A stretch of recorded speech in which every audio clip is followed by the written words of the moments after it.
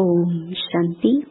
1 दिसंबर 2024 अव्यक्त बाप दादा की महावाक्य। ओरिजिनल डेट 18 जनवरी 2003।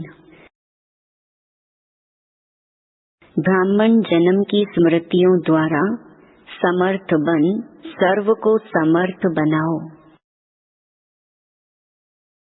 सदा यह याद रहे कि बाप दादा ने ब्राह्मण जन्म लेते ही आदि से अब तक क्या क्या स्मृतियां दिलाई हैं। वह स्मृतियों की माला याद करो, बहुत बड़ी माला बन जाएगी। सबसे पहली स्मृति सबको क्या मिली? पहला पाठ याद है ना, मैं कौन। इस स्मृति ने ही नया जन्म दिया, वृत्ति दृष्टि स्मृति परिवर्तन कर दी है। ऐसी स्मृतियां याद आते ही रूहानी खुशी की झलक नैनों में मुख में आ ही जाती है। बाप दादा ने देखा कि अमृत वेले मेजॉरिटी का याद और ईश्वरीय प्राप्तियों का नशा बहुत अच्छा रहता है, लेकिन कर्म योगी की स्टेज में जो अमृत वेले का नशा है उससे अंतर पड़ जाता है। कारण क्या है? कर्म करते सोल कॉन्शियस और कर्म कॉन्शियस दोनों रहता है। इसकी विधि है, कर्म करते मैं आत्मा, कौन सी आत्मा वह तो जानते ही हो। जो भिन्न भिन्न आत्मा के समान मिले हुए हैं, ऐसी आत्मा करावन हार होकर इन कर्मेंद्रियों द्वारा कर्म कराने वाली हूँ। यह कर्मेंद्रियां कर्मचारी हैं, लेकिन कर्मचारियों से कर्म कराने वाली मैं करावन हार हूँ, न्यारी हूँ। आप सबको पुराने बच्चों को मालूम है कि ब्रह्मा बाप ने शुरू में क्या अभ्यास किया। एक डायरी देखी थी ना, सारी डायरी में एक ही शब्द, मैं भी आत्मा, जसोदा भी आत्मा, ये बच्चे भी आत्मा हैं, आत्मा है, आत्मा है। यह फाउंडेशन सदा का अभ्यास किया तो यह पहला पाठ मैं कौन, इसका बार बार अभ्यास चाहिए, चेकिंग चाहिए। ऐसे नहीं मैं तो हूँ ही आत्मा।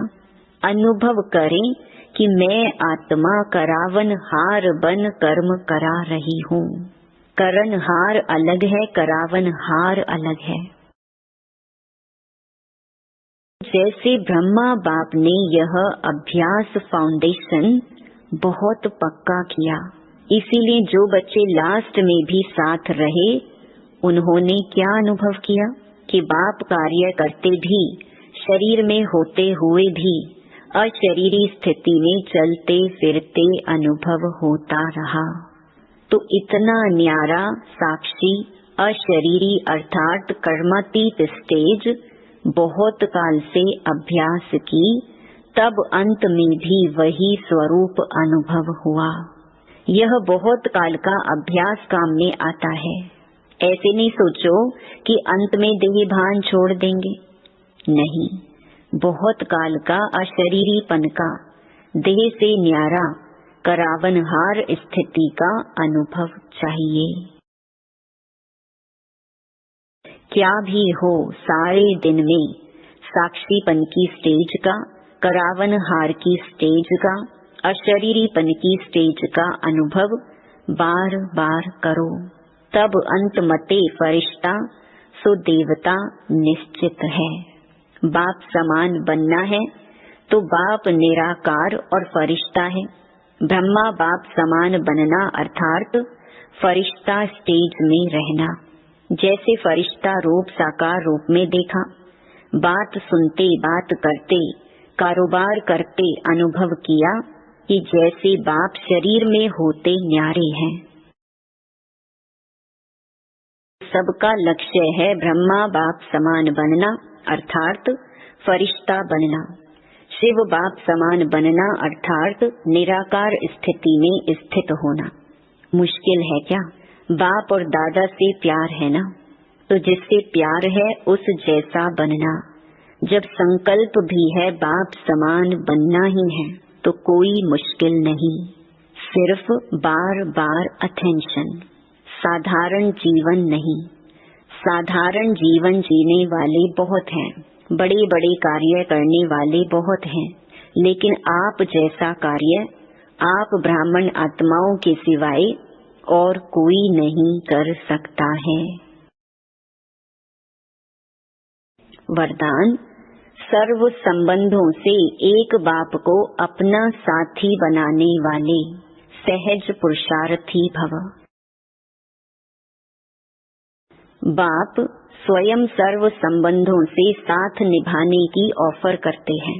जैसा समय वैसे संबंध से बाप के साथ रहो और साथी बनो।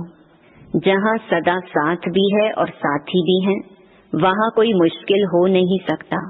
जब कभी अपने को अकेला अनुभव करो तो उस समय बाप के बिंदु रूप को याद नहीं करो, प्राप्तियों की लिस्ट सामने लाओ। भिन्न भिन्न समय के रमणीक अनुभव की कहानियां स्मृति में लाओ। सर्व संबंधों के रस का अनुभव करो तो मेहनत समाप्त हो जाएगी और सहज पुरुषार्थी बन जाएंगे। स्लोगन, बहुरूपी बन माया के बहुरूपों को परख लो तो मास्टर मायापति बन जाएंगे। ओम शांति।